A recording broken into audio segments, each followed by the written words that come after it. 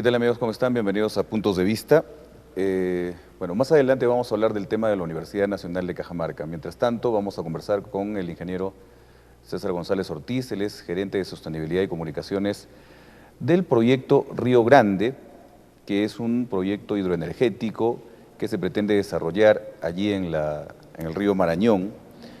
Y bueno, el día de hoy hubo una conferencia explicativa de qué se trata este proyecto. Nosotros, desde hace algunos programas atrás, hemos venido tocando el tema, ya que tras este proyecto, la semana pasada informábamos sobre el secuestro de una de las personas que son propietarias de los terrenos de este lugar. Decíamos que es importante que las empresas vayan informando sobre el tema en sí, de qué se trata un proyecto, qué es este proyecto, para qué va a servir, cómo se puede aplicar el proyecto en beneficio de las comunidades. Lo que hemos quedado sí en claro es que no es un proyecto minero, como muchos han pretendido hacerlo parecer, o que en todo caso sea de servicio exclusivo para la minería. Y es por eso que hemos invitado al ingeniero González esta noche. Bienvenido al programa, ¿cómo está? Muchísimas gracias. Bueno, efectivamente, gracias por la oportunidad. Como usted bien lo indica, este es un proyecto, un complejo hidroeléctrico que deslinda de toda otra actividad que no sea la producción de energía. Estamos tratando de aprovechar la fuerza del agua para producir la energía que el país, que la región, que estas localidades cercanas a donde se construiría este proyecto serían las beneficiarias. La energía es una necesidad nacional, sin energía no avanzamos. Ahora, el asunto es que se acusa mucho de la falta de información, y esta información que debe llegar principalmente a aquellos que están involucrados en el proyecto debe ser la más transparente posible. Lo lamentable de todo esto es que existe una oposición, no solamente con el argumento de la afectación o el impacto negativo que podría ocurrir en zonas agrícolas, sino también existe una oposición de índole político. ¿Cómo ha asumido la empresa estos temas? Bueno, a veces se adopta una posición, como usted lo ha denominado, de oposición en un marco político, de repente por falta de información, y en eso estamos como proyecto. Tenemos una obligación legal de desarrollar talleres informativos. En este caso lo hemos hecho antes, durante y ahora después del estudio de impacto ambiental que el proyecto ha elaborado y ha presentado al sector. Estamos ya próximos a 3 audiencias públicas que legalmente es una exigencia. El día 11 estaremos desarrollando en la localidad de Ocuncha, provincia de Bolívar. El día 12 en Guanabamba, del distrito de Chuquibamba, provincia de Chachapoya, de la región Amazonas. Y el día 13 en Utco, en la provincia de Selenín. Entonces, estamos empeñados en alcanzar la información a la comunidad, a todos los interesados que necesiten conocer sobre el alcance de estos proyectos, los beneficios del proyecto, los impactos que podría darse de llegar a construirse, impactos positivos, impactos negativos. Y son estos espacios, talleres, audiencias, que es una exigencia, como le repito, legal, pero que aparte de eso, como una política corporativa, nosotros seguimos informando. Lo que estoy haciendo en este momento es alcanzar información a la comunidad sobre este proyecto energético, ya en el marco de algunos talleres o reuniones complementarias a lo que legalmente. Como política de información, porque en concreto lo que la comunidad, lo que las personas, lo que las entidades necesitan es la información para vertir una opinión, para tomar una posición respecto a este proyecto, y que sea en base a la información, a una verdad o la otra verdad, pero lo que se quiere es que cada uno de nosotros tome su propia decisión, no que otros estén tomando decisiones por nosotros, como por decir que el proyecto está vinculado a otra actividad, o el que el proyecto va o no va, que no creo que sea materia de alguna entidad que tenga esta capacidad de hacerlo, si no tiene la suficiente información, y de eso se trata. Ahora, si empezamos con el tema informativo netamente, acá nos llegaba información sobre un solo gran proyecto del que se hablaba, y se hablaba de Chadín 2. Ahora entiendo que existe Chadín 1, Chadín 2, Río Grande 1, Río Grande 2, todos enmarcados en un proyecto que desarrollaría la empresa Odebrecht.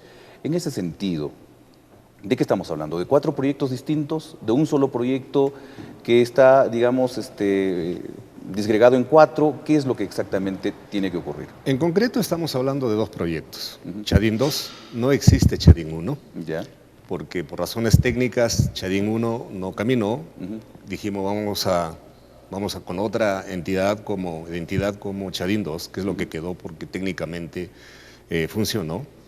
Río Grande 1, Río Grande 2 es un solo complejo hidroeléctrico y su línea de transmisión. Por lo tanto, en este espacio, desde la provincia de Chota hasta la provincia, desde la provincia de Chota hasta la provincia de San Marcos, hasta la intersección del Crisnejas con el Marañón, estamos hablando de 2 proyectos hidroenergéticos, nada más. De 2 proyectos energéticos. El proyecto Río Grande 1 y Río Grande 2 es uno solo, dividido en 2, me parece. Así uno es. grande, un gran proyecto, y un proyecto mediano, digamos, en un solo Claro, complejo. que en sumatoria, Río Grande 2 se estima producir, establecer una central eléctrica con una potencia estimada de 150 megavatios y la otra de 600. En total, como complejo hidroeléctrico Río Grande, se estima producir algo de 750 megavatios. Ahora, estamos hablando de 3 represamientos en el río Marañón, en el cauce, que va a afectar el cauce del río Marañón. Bueno, sí, efectivamente, de eso se trata.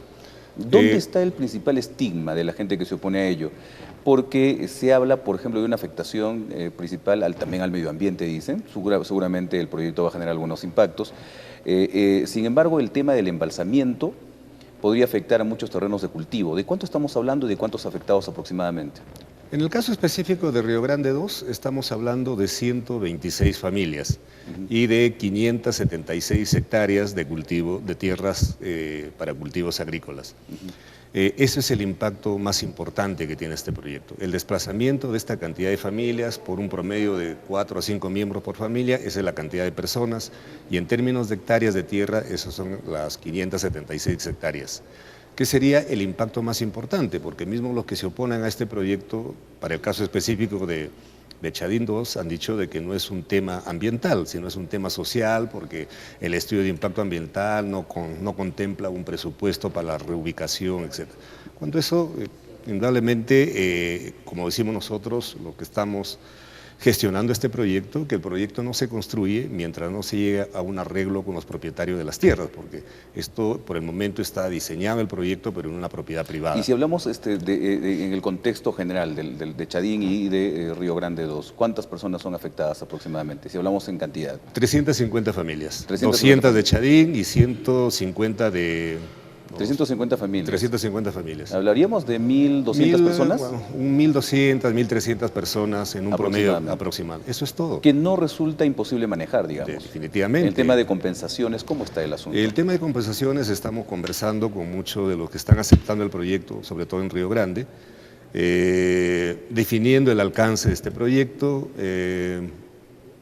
definiendo las alternativas que pueda tener, y puede llamarse un proceso en el estricto de una transacción económica, un canje de tierra por tierra, el establecimiento de una nueva localidad en un marco de un reasentamiento. Entonces, todo ese tema está siendo elaborado con un acercamiento, en un marco participativo de los propietarios. Ahora hemos empezado por el tema del saneamiento físico, legal, primero de la propiedad, ya sea propiedad, de la posesión, etcétera, porque como proyecto lo que queremos es negociar con con los propietarios. Para ser propietario tienes que tener tu título de propiedad, como cualquier bien que uno pueda demandar. Seguramente muchos de los terrenos no están saneados. No, hay muchas posesiones nada más, y hasta ese momento entonces lo que estamos queriendo hacer, y ya hemos empezado, es a sanear la propiedad. En el momento, y para lo cual todos los gastos que demande sanear la propiedad, hasta llegar al título de propiedad, corre por cuenta del proyecto. Corre por cuenta del proyecto. El otro día, digamos, se retuvo en la comunidad de Matibamba a Miguel Rojas, que todos sabemos fue candidato a la alcaldía de Cajamarca, con todo derecho, pero él es propietario, digamos, de una buena parte de esta zona. ¿Esta localidad de Matibamba tiene algún tipo de afectación con el proyecto? En absoluto, no hay nada de ningún componente del proyecto que afecte a la localidad de Matibamba o de Santa Rosa, porque Matibamba y Santa Rosa están en la cuenca del Crisnejas, ¿no? Y el proyecto está en la cuenca del Marañón, entonces estamos hablando de cuencas diferentes. El Crisnejas es un afluente del río Marañón, así es, pero el proyecto llega en la cola del embalse 5 kilómetros aguas abajo de donde se junta el Marañón con el Crisnejas. Por lo tanto, Matibamba y Santa Rosa pues están en la parte media del río Crisnejas, que pertenece a la provincia de San Marcos, al distrito de José Sabogal. Como hemos venido explicando, inclusive nosotros estamos asumiendo un compromiso de alcanzarle una carta notarial a las autoridades, a las rondas campesinas de estas localidades, afirmando de que no tenemos, que el proyecto no impacta ni afecta en absoluto sus tierras, sus cultivos, sus viviendas, etc. Yo personalmente en una oportunidad he estado en estas localidades conversando con algunas familias, con algunas personas explicándole este tema. Lo que pasa es que se ha sembrado, se ha tergiversado la información, bueno, y estamos en la situación como lo que usted acaba de mencionar, que habían secuestrado o capturado al señor Manuel Rojas o Miguel Rojas, que como usted bien lo indica es un propietario importante, que el único pecado que tiene es de haber asumido o comprometido con el proyecto y estar convencido de que efectivamente el proyecto es algo interesante para ellos como propietarios. Bueno, permítame hacer una pausa, Sí. luego vamos a retornar para conversar sobre el tema de la inversión de este proyecto, sobre la afectación probablemente ecológica y cómo este proyecto podría afectar al medio ambiente, y también vamos a hablar sobre lo que piensan la gente de Amazonas, a diferencia de lo que piensa la gente en Cajamarca sobre el mismo. Volvemos.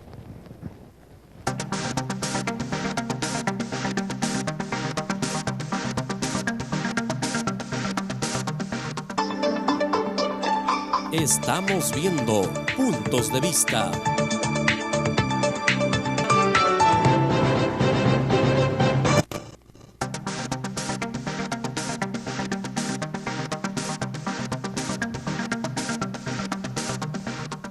Seguimos conversando con el ingeniero César González. Él es gerente de sostenibilidad y comunicaciones del proyecto Río Grande.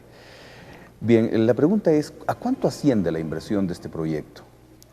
Estamos en el orden de una inversión de cerca de 3.000 millones de dólares, ¿no? Que es solamente la construcción del proyecto. La construcción del proyecto. Así es.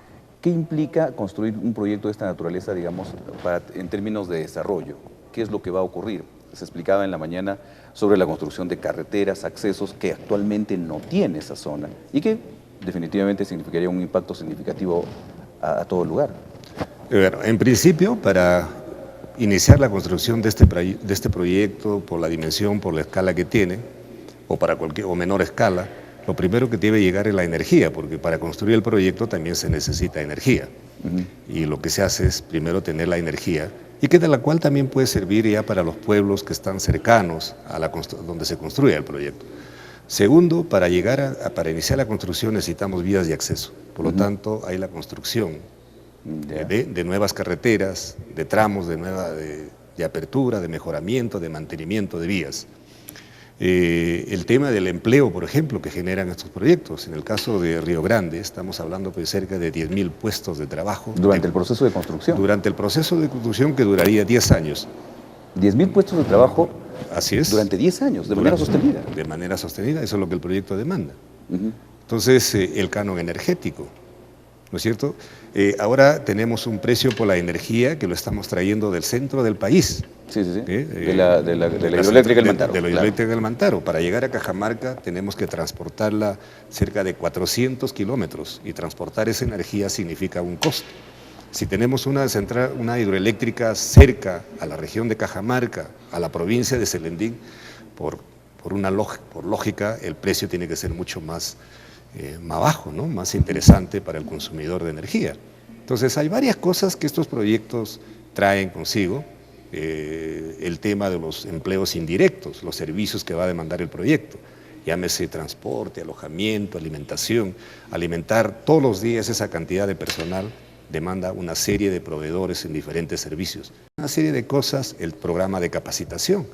El proyecto tiene como prioridad capacitar a la fuerza laboral local, generarle las capacidades a través de un programa en convenio con Senati, en convenio con Sensico, que nos permita tener el perfil del trabajador que el proyecto demanda, teniendo como prioridad, como le dije, la fuerza laboral local. Ahora, una vez terminado este proyecto en 10 años, que duraría la construcción aproximadamente, ¿cuántos puestos de trabajo, digamos, serían sostenidos, digamos, para que esto pueda operar de manera normal? Bueno, lo que es cierto también es que esta cantidad de empleos es durante la construcción del proyecto, hay que ponerlo muy claro. De ahí cae sustancialmente el número de puestos de trabajo. Pero estamos promoviendo algunas otras actividades que generan empleo, como programas de reforestación, por ejemplo.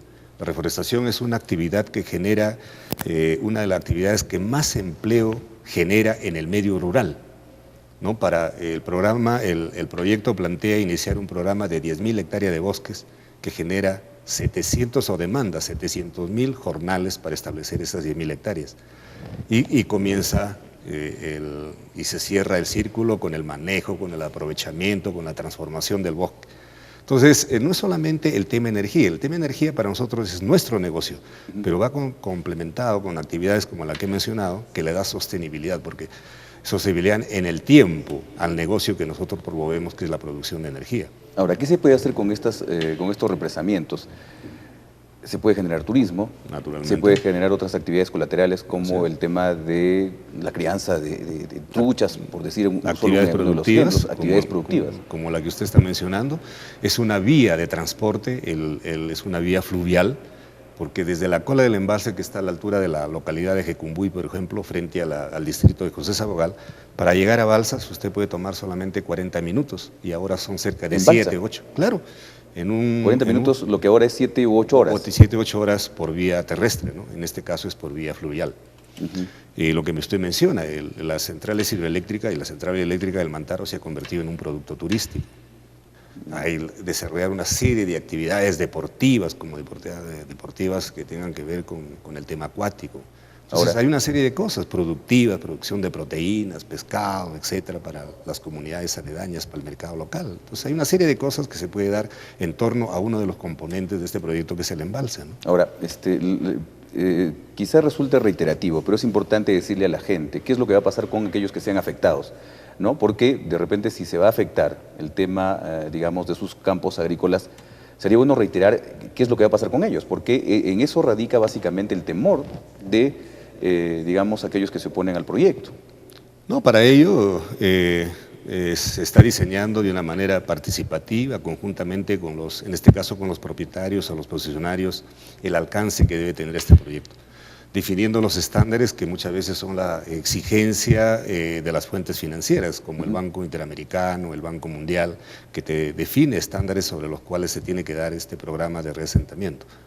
Pero eso es un tema que hay que elaborarlo de una manera conjunta, porque si vamos a reasentar en algún lugar, no es una decisión del proyecto, tiene que ser una decisión compartida, a satisfacción de las partes, para decir, este es el lugar, ¿estás de acuerdo? Ok, si es ahí, ahí se construye. Pero nosotros unilateralmente no podemos decidir, acá vamos a construir, por ejemplo, a la nueva localidad de una determinada localidad que exista en este momento y que se tenga que reubicar en otro lado. Bien, creo que es importante hablar del tema de la inversión, es importante hablar de que este proyecto definitivamente no tiene absolutamente nada que ver con aspectos extractivos. De hecho, que puede haber un impacto al medio ambiente en el momento del proceso constructivo, pero que puede sanarse más adelante, entiendo yo, ¿no? ¿Qué le diría usted a la gente de Cajamarca que entiende que este proyecto no debe desarrollarse porque todavía hay cierta oposición al mismo? Bueno, en principio, yo creo que siempre se está tratando de vincular a este proyecto con algunas otras actividades extractivas, como usted lo ha indicado. Decirles que este es un proyecto de, valga la redundancia, de producción de energía para producir, energía para la educación, energía para tener una mejor salud, que son los pilares del desarrollo. Energía para los programas de electrificación rural. Muchos de los programas de electrificación rural, usted tiene los postes, tiene los cables, tiene el medidor y no tiene la energía. Entonces, eso se maneja de una manera política, pero no somos consecuentes. Oye, si tengo un programa de electrificación, tengo que decir de dónde va a venir la energía, porque no se trata solamente de los postes o los cables o los medidores. Entonces, como país necesitamos energía, crecemos cada día, no venimos con la energía bajo el brazo, por lo tanto, de alguna alternativa tiene que venir la energía. Muchas veces se dice, hay otras alternativas, pero no se dice cuáles. ¿Cuáles? Utilizamos el viento, hay vientos acá en el Perú como para producir esa cantidad de megavatios que el país necesita. ¿Petróleo? Bueno, lo más fácil es quemar petróleo. Mire, un dato. Producir 750 megavatios significa dejar de quemar 6.2 millones de barriles de petróleo al año y dejar de emitir 2.5 millones de toneladas de CO2 a la atmósfera. Esa es la contribución al medio ambiente que puede dar este proyecto, ¿no?, energético para conservar el medio, que es una preocupación, el tema del calentamiento global y todo lo que está ahora en cuestionamiento. La producción de metano también, decía, por las características del terreno, ¿no? La producción de metano es menor que lo que se produce en una hectárea de arroz, por ejemplo, que cultivamos todos los años y por N años lo venimos haciendo. En el caso de un bosque seco, si inundamos un bosque seco, estamos en el orden de 30 kilogramos por hectárea. En el caso de un cultivo de arroz, estamos en el orden de 90 kilogramos por hectárea. Y si inundáramos un bosque húmedo tropical, estamos en el orden de 120 kilogramos por hectárea. Un bosque seco no es porque sea bosque seco no haya vida, existe vida. Y todos estamos comprometidos por la conservación de estos recursos, seco o tropical, lo que sea. Pero tiene que ser en un marco de inversión, en un marco de definir una área de protección, donde haga un plan de manejo, etcétera, porque las áreas de conservación no se conservan con una resolución, se conservan con hechos concretos, con una inversión en su manejo, en el conocimiento, en la identificación de las especies, de fauna, de flora, etcétera, etcétera. Ahora, usted explicaba finalmente en la mañana que había, digamos, características de los cultivos que actualmente hay en la zona. Y si bien es cierto, hay algunas zonas que tienen áreas de cultivo con las cuales viven, y es una agricultura de subsistencia seguramente, pero en otros sectores hay bastante cultivo de coca. He visto algunas fotografías también en la zona de Río Grande, que también hay algunos cultivos de coca.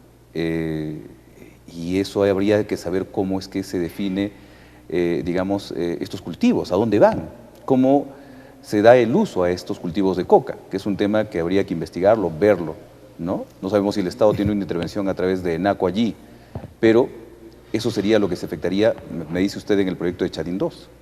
Bueno, efectivamente, y además no es ningún secreto de Estado. Si usted visita, por ejemplo, la localidad de Mendán, más del 90%, por no decir más del 99%, las tierras que tienen ahí están dedicadas al cultivo de la hoja de coca. Hasta ahí me quedo, yo no sé qué uso le pueden dar, el proyecto no está para investigar esas cosas, pero no es, como vuelvo a repetir, para nadie un secreto de que esas áreas están destinadas a ese tipo de cultivo, que es, hasta cultivarlo es una cuestión legal, porque muchas de las personas, yo mismo, podemos dedicarnos a chachar la coca como algo que es históricamente, o es una tradición, tradicional, ¿no? Pero eso es la verdad también, pero eso hay que decirlo, que no es solamente el tema del cultivo de frutales. Ya le digo, en ese orden porcentual, ese es más o menos lo que sucede en la localidad de Mendán, ¿no? En el caso de Río Grande es menos, hay muy poco este tipo de cultivos, sí son cultivos de otra naturaleza, llámese frutales, etcétera, pero algo hay que sacrificar, como se hace en la vida. Para tener algo siempre tenemos que sacrificar algo. En este caso son algo, lo que le he mencionado, esta cantidad de hectáreas que serían inundadas, pero que podríamos con el embalse generar de repente alguna infraestructura de riego, que recuperemos esas hectáreas que de alguna forma se pierden. Es decir, hay formas, hay alternativas para poder de alguna forma mitigar este impacto en las tierras agrícolas, ¿no? Claro, ahora sí, para terminar, el gobierno regional de Amazonas ha mostrado su disposición y su acuerdo a través de ordenanzas con este proyecto, a diferencia de lo que está ocurriendo en Cajamarca. ¿Cómo se ha logrado esto y qué esperan ustedes que ocurra aquí? Porque parece que bajo la política aplicada en Cajamarca no van a ceder en su forma de percibir el proyecto. Bueno, efectivamente, el gobierno regional de Amazonas, cuando estaba como presidente, en ese entonces todavía presidente regional es el señor José Arista, su consejo regional por unanimidad declaró a Chadín 2 un proyecto de interés regional. Pero eso tiene una explicación muy rápida, es decir, Amazonas apuesta por el desarrollo y acá creo que estamos apostando por un interés político. Entonces, esa es un poco la diferencia.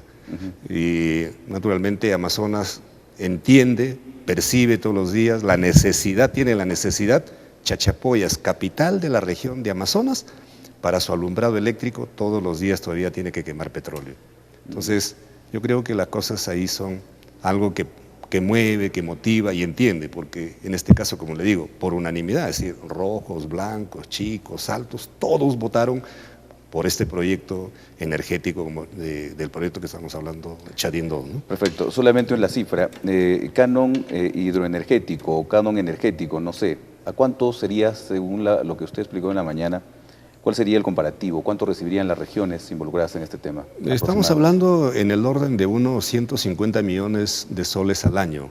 Naturalmente es un proyecto trirregional, estamos hablando de La Libertad, Cajamarca y Amazonas, por lo tanto, más o menos se podría, si queremos ser equitativos, estaríamos en esos términos de la repartición, ¿no? 50 millones de soles por año para cada región.